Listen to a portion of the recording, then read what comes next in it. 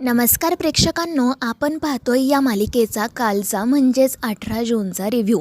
चला तर मग बघूयात कालच्या या एपिसोडमध्ये नेमकं काय काय घडलंय ते.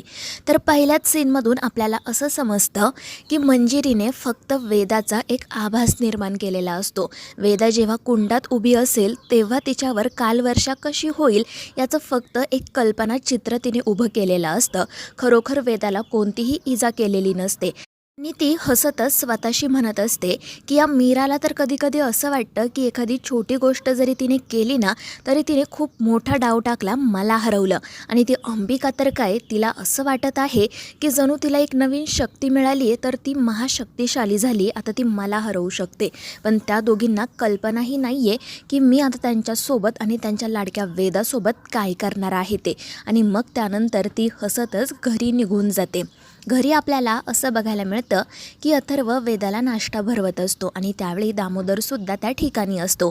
वेदाला थोडंसं बरं वाटावं, तिने हसावं म्हणून तो तिला गोष्ट सांगायला सुरुवात करतो. आणि त्याची गोष्ट ऐकून वेदाला खरंच खूप हसू येतं, कारण दामोदरने तिला असं सांगितलेलं असतं की मी जेव्हा लहान होतो ना तेव्हा माझ्या मित्रासोबत जंगलात फिरायला गेलो होतो आणि तेव्हा अचानक आमच्यासमोर एक वाघ आला.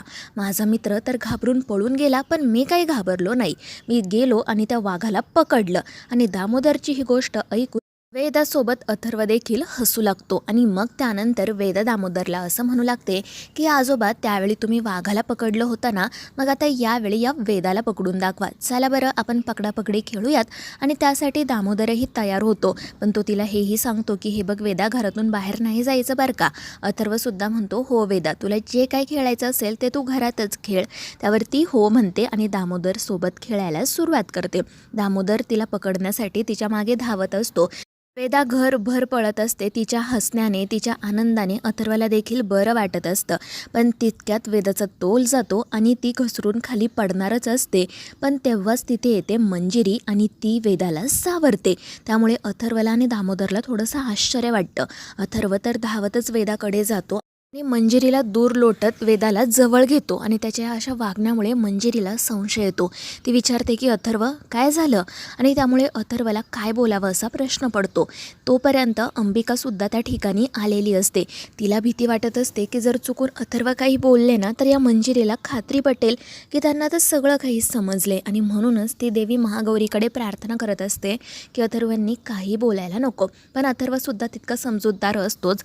तो मंजिरीला म्हणतो की काही नाही आई, आजकाल वेदासोबत काहीही घडताना म्हणून मला तिची थोडी जास्त काळजी वाटते, म्हणून मी तिला जवळ घेतलं, बाकी काही नाही. आणि त्यावरती मंजिरी विश्वास ठेवते सुद्धा. त्यानंतर तो जो दामोदर असतो तो अथर्वला म्हणतो की अथर्व, वेदाला नेमकं काय झालं ते आपल्याला कळत नाही आहे. मला असं वाटतं की डॉक्टरांनी सांगितल्याप्रमाणे आपण त्या न्यूरोसर्जनला लवकरात लवकर भेटायला हवं. तर अथर्व म्हणतो हो काका, मी त्यांच्या टचमध्ये आहे, मी लवकरच अपॉइंटमेंट घेईल. तर ती जी मंजिरी असते तीही नाटक करत म्हणते हो हो अथर्व, तू ना प्लीज डॉक्टरांना जाऊन भेट, मला ना आपल्या वेदाची खूप काळजी वाटते आहे बाळा. पण त्यावर अथर्व काहीच उत्तर देत नाही. वेदाला घेऊन सरळ तेथून निघून जातो. त्यानंतर दामोदरही त्याच्या कामासाठी जातो आणि अंबिकासुद्धा अथर्व आणि वेदाच्या पाठोपाठ गेलेली असते. तर मंजिरी म्हणत असते की अथर्व, तुला जितकी वेदाची काळजी घ्यायची तितकी घे, पण फक्त आजचा दिवस, कारण उद्या ही वेदा जगातच नसणार आहे. आणि मग ती मोठमोठ्याने हसतच तिच्या रूममध्ये निघून जाते. त्यानंतर मग रात्री आपल्याला असं बघायला मिळतं की माया काही अजूनही सापडलेली नसते आणि तिच्याशी काही संपर्कही होत नसल्यामुळे अजित तर अगदी वेडा झालेला असतो. मोठमोठ्याने रडत म्हणत असतो की मला माझी बायको हवी आहे. आणि त्याची ती अवस्था पाहून नर्मदा काळजीत पडते. त्यानंतर तिथे दामोदरसुद्धा येतो. तर हा अजित त्यालाच ब्लेम करायला सुरुवात करतो, म्हणू लागतो की हे सगळं ना तुमच्यामुळे घडलं आहे, तुम्हा दोघांमुळे माझी माया मला सोडून निघून गेली आहे. आता जर तुम्ही तिला परत घेऊन नाही ना आलात तर मी स्वतःला संपवेल. आणि हे ऐकून दामोदर म्हणतो आहे का तुझ्यात तेवढी हिंमत? तर अजित म्हणतो की काय बोलताय तुम्ही, तुम्हाला तरी कळतंय का, मी तुमच्या पोटचा मुलगा आहे ना. तर दामोदर म्हणतो हो आहेस ना, म्हणून ही असली नाटकं आम्ही तुझी सहन करतोय. तर अजित नर्मदाला म्हणू लागतो, बघतीयस ना हा माणूस माझ्याशी कसा बोलतोय ते, यांना माझं काही घेणं देणंच नाही आहे. तिकडे माझी माया मला सोडून निघून गेली आहे आणि हे मात्र माझ्यावरच ओरडतायत. आणि मग तो मुद्दाम ब्लॅकमेल करत म्हणू लागतो की जर तुम्ही माझ्या मायाला परत घेऊन नाही ना आलात तर मग मी जीव देईल. तर दामोदर म्हणतो हो खुशाल दे, मलाही बघायचं तू कसा जीव देतो ते. आणि ते ऐकून नर्मदा घाबरते, म्हणू लागते की हो हे काय बोलताय तुम्ही. पण दामोदर म्हणतो की तू जरा शांत बस ग. आणि तो पुन्हा अजितला सांगतो की चल दे तू जीव. त्यामुळे अजित तिथेच असणारी सुरी घेतो आणि जीव द्यायचा प्रयत्न करू लागतो. तो पुन्हा पुन्हा धमकावत म्हणत असतो की बघा बरं का, मी खरंच जीव देईल.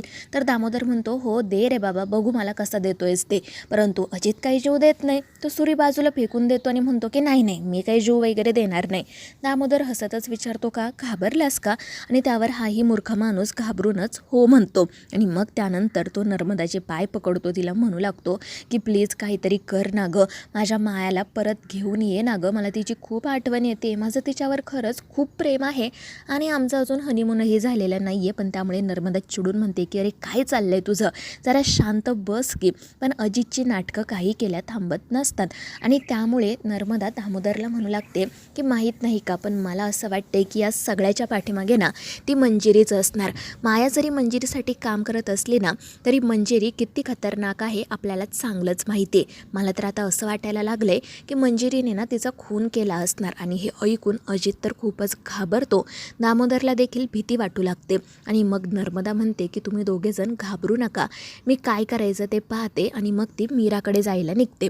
दुसरीकडे आपल्याला असं बघायला मिळतं की मीरा किचनमध्ये तिचं काम करत असते. तितक्यात तिथे येते वेदा आणि ती गुपचूप जाऊन भरपूर साखर खाते. पण मग मीराचं तिच्याकडे लक्ष जातं. ती वेदाला खडसावत म्हणते की वेदा काय चाललंय तुझं, इतकी साखर अजिबात आरोग्यासाठी चांगली नाही आहे बरं का. तर वेदा म्हणते आई पण मला साखर खायला खूप आवडतं. परंतु मीरा तिला समजावते. आणि मग त्यानंतर आपल्याला असं बघायला मिळतं की या दोघीजणी छान एकमेकींशी गप्पा मारत बसलेल्या असतात. आणि त्यावेळी वेदा म्हणते की आई मला सांग, माझ्या जीवाला काही धोका वगैरे आहे का गं? आणि तिचा तो प्रश्न ऐकून मीरा थोडीशी घाबरते.